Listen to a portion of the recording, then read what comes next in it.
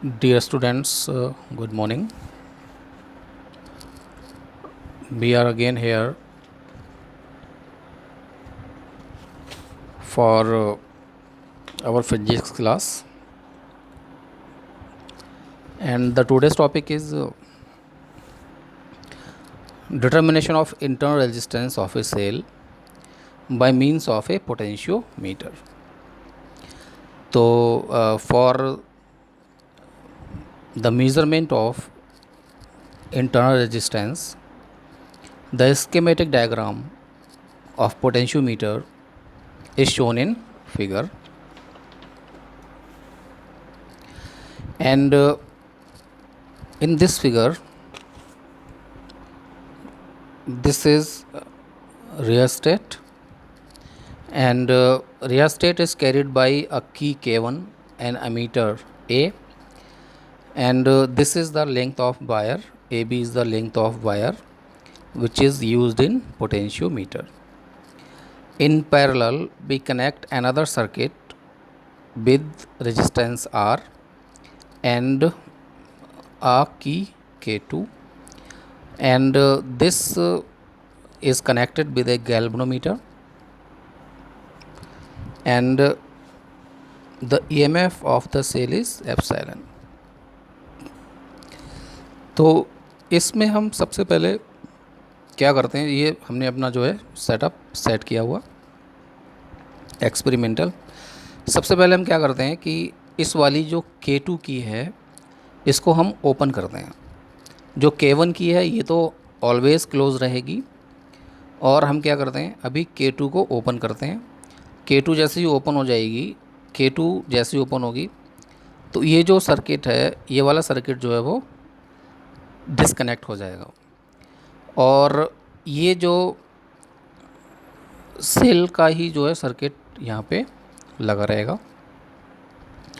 तो जब हमने K2 को क्या किया है, K2 को हमने अभी ओपन रखा है, और अब हम क्या करेंगे, बैलेंस पॉइंट फाइंड आउट करेंगे. बैलेंस पॉइंट फाइंड आउट करने का मतलब क्या होता था कि हमें इस वायर पे जॉकी को स्लाइड कराना है, और एक ऐसी लेंथ को फाइंड आउट करना है, या एक ऐसा पॉइंट ढूंढना है जहाँ पर जो है गैल्वेनोमीटर कोई भी डिफ्लेक्शन शो ना करे. तो जब गैल्वेनोमीटर कोई डिफ्लेक्शन शो नहीं करता है उसको हम फिजिक्स की लैंग्वेज में कहते हैं balance point in the case of potentiometer. तो पहले हमने क्या किया था, यहाँ पे K2 को अभी हमने ओपन रखा है, तो इसको अभी तो ये वाला सर्किट जो है हमारा काम नहीं करेगा. तो हमने बैलेंस पॉइंट को फाइंड आउट किया, और जो बैलेंस पॉइंट है वो हमें मिलता है लेंथ L1 पे. पॉइंट C1 पे एक बैलेंस पॉइंट मिला जिसकी लेंथ कितनी है, L1 है. अब L1 बैलेंस लेंथ पे हमें लेंथ मिल जाती है L1. तो ये वाली बैटरी का काम क्या होता था, ये वाली बैटरी जो है जिसको हम ड्राइवर सेल कहते थे, ये इस वाले वायर पे जो है पोटेंशियल को ड्रॉप करती थी, और फिर हम उस वायर से निकालते थे पोटेंशियल ग्रेडियंट. तो L1 जो है लेंथ है C1 तक की. तो इससे हमें क्या मिलेगा, इससे हमें जो है EMF ऑफ द सेल जो है वो फाइंड आउट हो जाएगा. अब क्या करते हैं, अब हम जो है K2 को जो है क्लोज़ कर देते हैं. अब ये वाला जो रेजिस्टेंस वाला सर्किट है, अब ये इसमें क्या हो जाएगा, इंक्लूड हो जाएगा. अब जैसे इसमें क्या होगा, ये रेजिस्टेंस वाला सर्किट इसमें इंक्लूड हो जाएगा. अब यहाँ पे क्या होगा, कुछ पोटेंशियल ड्रॉप होगा इस वाले रेजिस्टेंस में. तो हमें क्या होगा, इस दोनों के बीच में हमें जो है एक पोटेंशियल डिफरेंस, जिसको हम टर्मिनल पोटेंशियल डिफरेंस कहते थे, वो हमें मिल जाएगा. अब क्या होगा, इसमें जो गैल्वेनोमीटर है, अब फिर से हम क्या करेंगे, वायर को इस वाले वायर पे जॉकी को स्लाइड कराएंगे, और एक दूसरा बैलेंस पॉइंट फाइंड आउट करेंगे. और मान लेते हैं कि दूसरा बैलेंस पॉइंट हमें कहाँ मिल रहा है, L2 डिस्टेंस पे मिल रहा है. ठीक है, तो अब हमें क्या मिलेगा, ये हमें मिलेगा टर्मिनल पोटेंशियल डिफरेंस. और हमारे पास जो फार्मूला होता है R = εb/b/r, इस वाले फार्मूले से हम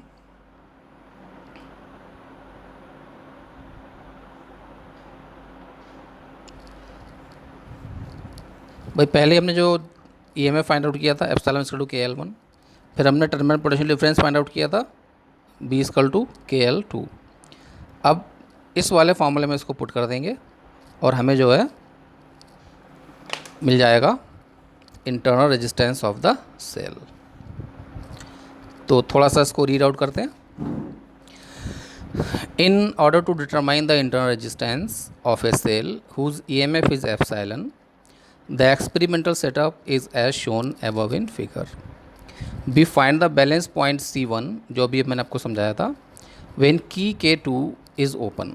In this case the cell is in the open circuit and we get only EMF of the cell. तो epsilon is equal to KL1, इसको हमने इक्वेशन 1 पुट कर दिया है। Again find the balance point C2 when the key K2 is closed. अब जो हमारी की K2 थी, जो हमने अभी आपको समझाया था, K2 की को हमने क्या कर दिया, क्लोज कर दिया।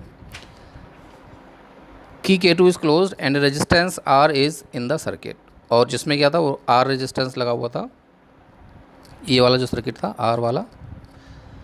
तो अब क्या होगा, इसमें ये लग जाएगा potential difference. We get the terminal potential difference B, that is B is equal to KL2 where K is the potential gradient।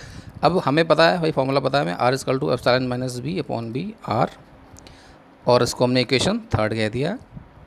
Equation 1, 2 and 3 epsilon की वैल्यू रखेंगे KL1 और जो पोटेंशियल डिफरेंस था उसकी वैल्यू रखेंगे KL2। ये वाली value हमने यहाँ पे पुट कर दी है, KL1 माइनस KL2, और के जो है हमारे क्या होंगे, कैंसिल हो जाएंगे। L1 माइनस L2 जो है बच जाएगा। तो इंटरनल रेजिस्टेंस क्या हो जाएगा, L1 minus L2 upon L2 into R। From this relation we can calculate the internal resistance of the cell. तो क्वेश्चन इसको बहुत ध्यान से करिएगा, क्योंकि मैंने आपको पहले बताया था कि जो इसके थ्योरेटिकल पार्ट थे पोटेंशियोमीटर के 3। एक तो था हमारा पोटेंशियोमीटर का जो पार्ट था, पहले वाले केस में क्या किया था हमने, EMF ऑफ द सेल को फाइंड आउट किया था, और सेकंड केस में हमने क्या किया था, 2 EMF को, 2 सेल्स के EMFs को हमने कंपेयर किया था। और इस जो थर्ड केस है ये भी इम्पॉर्टेंट, बहुत इंपॉर्टेंट है ये। इस थर्ड केस में हमने फाइंड आउट किया था internal resistance of the cell. तो note it down, watch the video.